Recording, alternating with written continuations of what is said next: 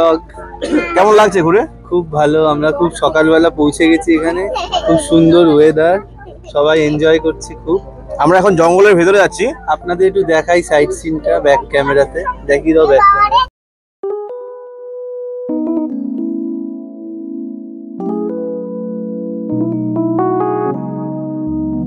বাবু আর ঈশান বসে আছে, তারা খুব সুন্দর প্রাকৃতিক দৃশ্য আনন্দ নিচ্ছে। এই যে প্রতাপ দা আমাদের টুরিস্ট গাইড। আচ্ছা, বলছি আমরা এখন ঝিলা নদীর উপর দিয়ে যাচ্ছি। আমাদের ডান পাশে সেই মরিচঝাপি জঙ্গল, অর্থাৎ সে 1971-এ যেসব রিফিউজিরা আমাদের ইন্ডিয়াতে চলে এসেছিল, একটা জঙ্গলে একটা এরিয়া যেটা যারা জবরদখল করে বসবাস করেছিল, কিন্তু তার পরিণামে তাদের অনেক মানুষকে মরে যেতে হয়েছিল। আজকে আমরা সেই জায়গা দিয়ে যাচ্ছি। বর্তমান পরিস্থিতিতে যে যতটা আইল্যান্ড আছে সুন্দরবনে ম্যানগ্রোভের মধ্যে, যেখানে বন্যপ্রাণী থাকে বিশেষ করে টাইগার, তার মধ্যে এই জায়গাটা যে বাফার জোনের মধ্যে যে জায়গাগুলোতে মানুষ ঢুকতে দেয় মাছ কাঁকড়া ধরার জন্য, অর্থাৎ সেখানে তো মানুষ অ্যাকচুয়ালি জঙ্গলে নামতে পারে, সুতরাং তাদের বাঘেও অ্যাটাক করে। সেই এভারেজ যদি দেখা হয় মানে অ্যাকচুয়ালি এখানে সর্বাধিক, অর্থাৎ এখানে সাধারণত মৎস্যজীবীরা, এখানে বাঘ আছে, বাঘে ধরার এভারেজটা অনেকটাই বেশি। অ্যাকচুয়ালি সাধারণ মৎস্যজীবীরা নামতে ভয় পায়, কারণ নামলেই এখানে বাঘে ধরে আর কি। এমন আপনাদের দেখায় জঙ্গলটা, ধরো যে এবারে যদি দেখো তাহলে অনেক বেশি অন্য জঙ্গল থেকে। এই যে জঙ্গল, এই জঙ্গলে এখন বর্তমানে ম্যানগ্রোভ ভরে আছে, কিন্তু এমন একটা সময় ছিল যেখানে কিনা এখানে একটা নতুন একটা প্রজেক্ট তৈরি করা হয়েছিল। ফার্স্ট টাইমে এটা ম্যানগ্রোভ ফরেস্ট ছিল, কিন্তু যখন আমরা অপোজিট অংশে যে লোকালিটিটা জবরদখল করেছি, অ্যাকচুয়ালি সেগুলো যখন আমরা জঙ্গল দখল করছিলাম, ডিপার্টমেন্ট একটা প্রজেক্ট তৈরি করেছিল, মানে যেটা ম্যানগ্রোভ অরণ্য ছিল না, সেটা একটা অন্য টাইপের গাছ, সেটা ছিল তোমার নারকেল ঝাউ এইসব জাতীয় গাছ।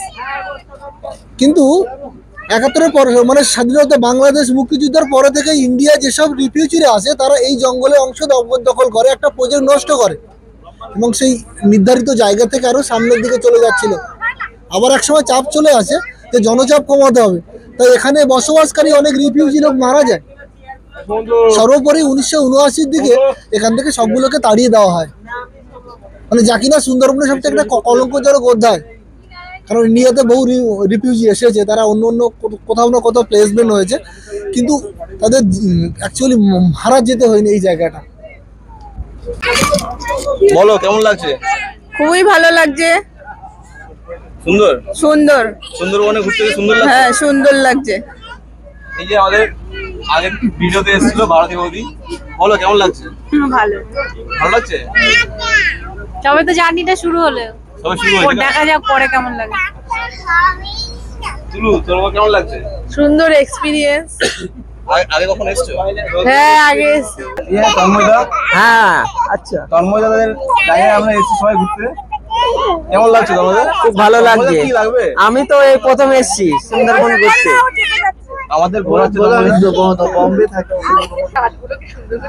সুন্দরবনে ঘুরতে খুব ভালো লাগছে।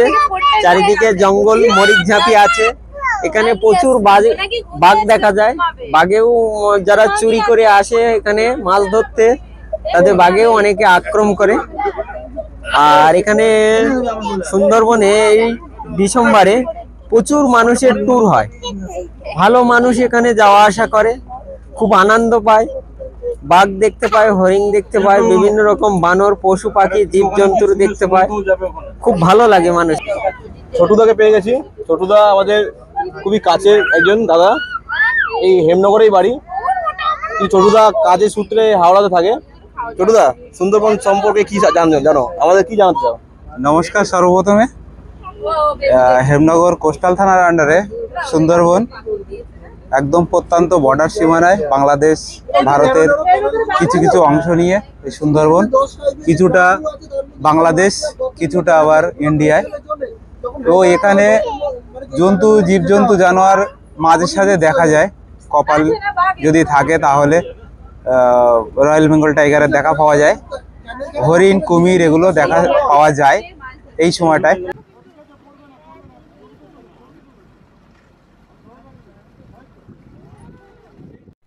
ওই যে দূরে দেখতে পাচ্ছেন নৌকায় মানুষজন, ওরা মাছ ধরতে ও কাঁকড়া সংগ্রহ করতে আসে সুন্দরবনের এই গভীর জঙ্গলে।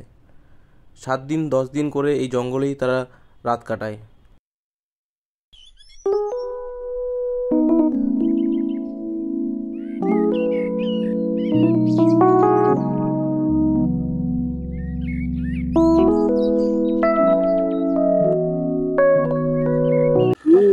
পুটি কান্নাকাটি শুরু করে দিয়েছে। আমরা এখন আমাদের বোট এক জায়গায় দাঁড় করিয়ে হরিখালি বিট, বসিরহাট রেঞ্জ, এখানে ওয়াচ টাওয়ার আছে, এই ওয়াচ টাওয়ারে একটু ভালো করে ভিউটা নেব জঙ্গলের।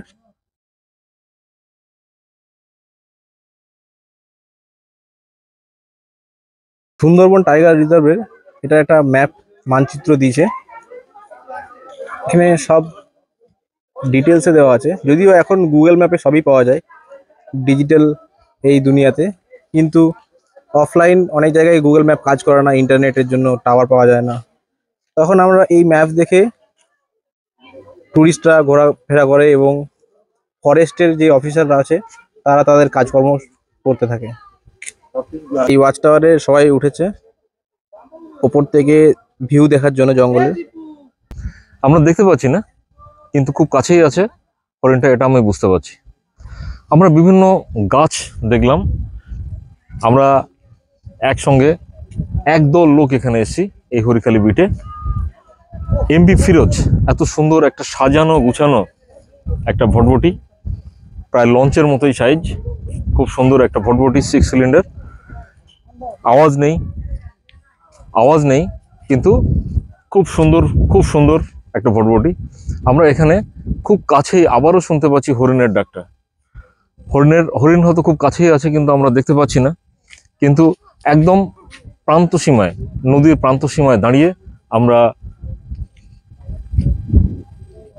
এখানে ঘুরছি এবং আমাদের বিভিন্ন সব টিমের লোকজন আছে, তারা ছবি তুলছে, বিভিন্ন পোজে ছবি তুলছে। নেক্সট যে অফিসে যাবো, আমরা তো সুন্দরবনে ঘুরতে আসলাম ফর সাইড বরাবর। আমাদের যেতে যেতে অনেক জিজ্ঞাসা যাকে জঙ্গলের ভিতরটা কেমন। অ্যাকচুয়ালি সেখানে তেমন একটা ভৌগোলিক অবস্থান তৈরি করা আছে যেখানে কিনা আপনি জঙ্গলের একদম সেম হাইটে, ওর থেকে একটু হাইটে গিয়ে ওখান থেকে জঙ্গলটা কেমন দেখতে পাবেন। এবং ওর ঠিক কাছেই বাংলাদেশ সুন্দরবনটা, যেটাখানে দুটো বর্ডার লাইন, একটা জঙ্গল অন্যটা লোকলেকটি ডিভাইডেড করেছে। বিটু যে আমাদের গাইড, সে আমাদের জানালো। এরপরে আমরা আরো গভীরতর জঙ্গলে যাচ্ছি, জায়গাটার নাম বুরুডাবর। এই বুরুডাবর সুন্দরবন অঞ্চলের একটা বিখ্যাত দ্বীপ, যে দ্বীপের কাছাকাছি, খুব কাছাকাছি সুন্দরবন। চলুন আমরা সেখানে যাই এবং সেখানকার বিশেষ বৈচিত্র্যগুলো আমরা দেখে নিই। আমাদের সমস্ত টিমের সমস্ত লোকজন আস্তে আস্তে ভটভটিতে উঠে যাচ্ছে, আমরাও আস্তে আস্তে যাত্রা করব বুড়িডাবরের উদ্দেশ্যে। বৈচিত্র্যময় এরিয়া এবং বাংলাদেশের খুব কাছাকাছি আমরা পৌঁছে যাব, ঠিক পাশের দ্বীপটাই বাংলাদেশ।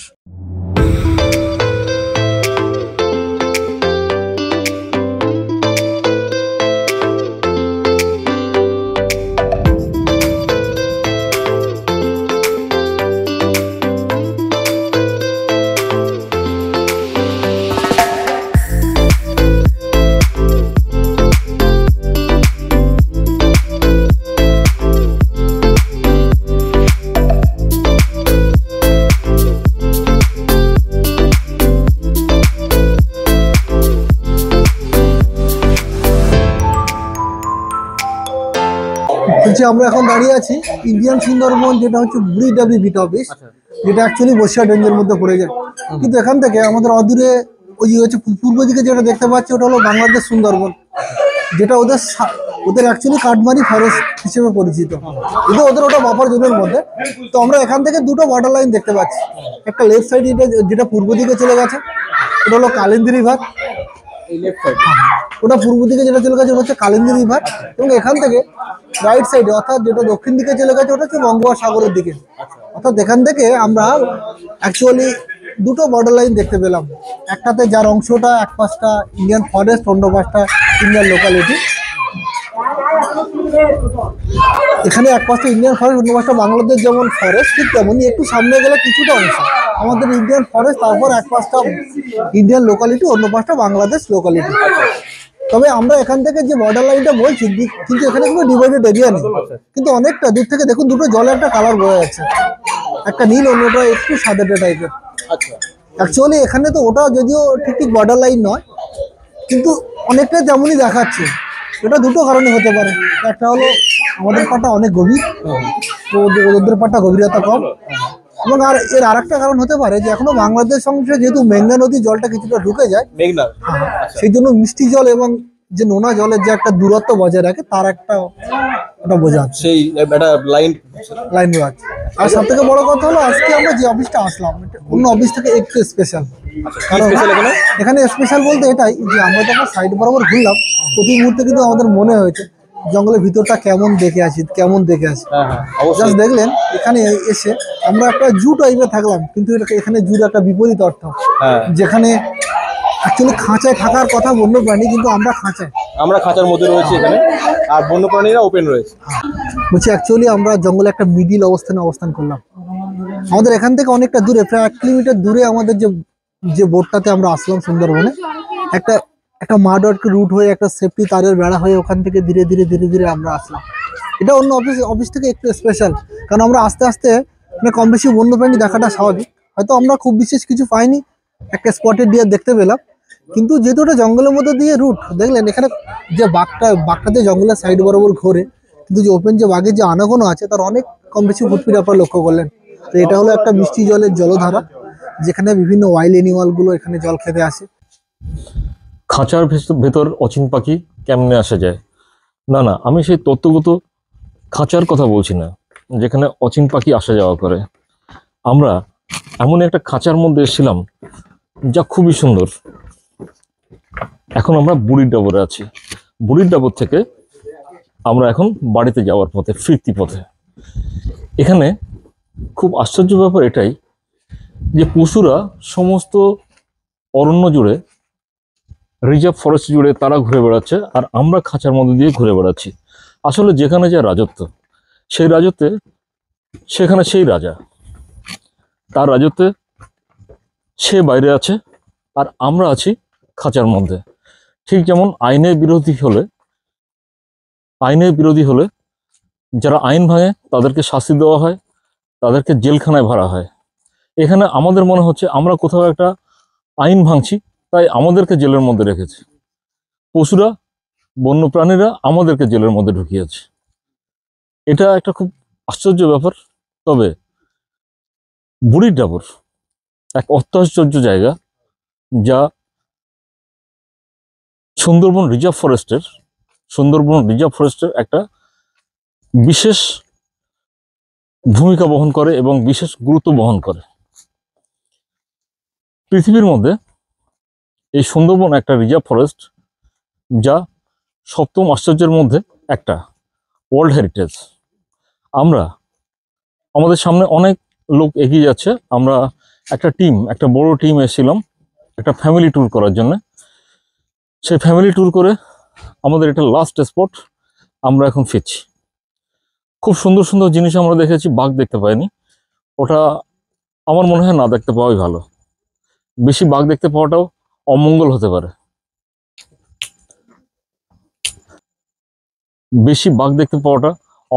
পারে। সেই জন্য বাঘের দেখা না পেলেও বাঘের খোঁজটা কিন্তু আমরা দেখেছি, এতেই আমরা খুশি হওয়ার কারণ মানুষের বিশেষ কিছু লাগে না, খুশিটা নিজেকে করতে হয়। সেই জন্য বাঘের খোঁজ দেখা পেয়ে আমরা যে আনন্দ পেলাম সেটাও আমাদের কাছে অনেক। আমরা বন্য শুয়োর দেখেছি। বন্য প্রাণীর মধ্যে এটাও একটা বড়, ভয়ঙ্কর এবং শক্তিশালী। হরিণ দেখেছি, আমরা কুমিরও দেখেছি। আর ছোট ছোট বিভিন্ন রকম মাছ আমরা দেখলাম। আস্তে আস্তে জঙ্গলের মধ্যে খাঁড়িতে কাঁকড়া ধরছিল, তারা আমাদেরকে কাঁকড়াও দেখালো। এই যে দেখতে পাওয়া একদম পলিউশনহীন, কোথাও একটু পলিউশনের চিহ্ন মাত্র নেই, নাকে কোথাও কষ্ট হয় না অক্সিজেন নেওয়ার জন্য, এরকম একটা জায়গায় আসতে পারা, এটাও কিন্তু খুব ভাগ্যের ব্যাপার। এখন আমরা চলেছি বুড়ির ডাবর থেকে বাড়ির পথে। বুড়ির ডাবরের খাঁচা, সে খাঁচা দিয়ে আমরা এখন হেঁটে চলেছি।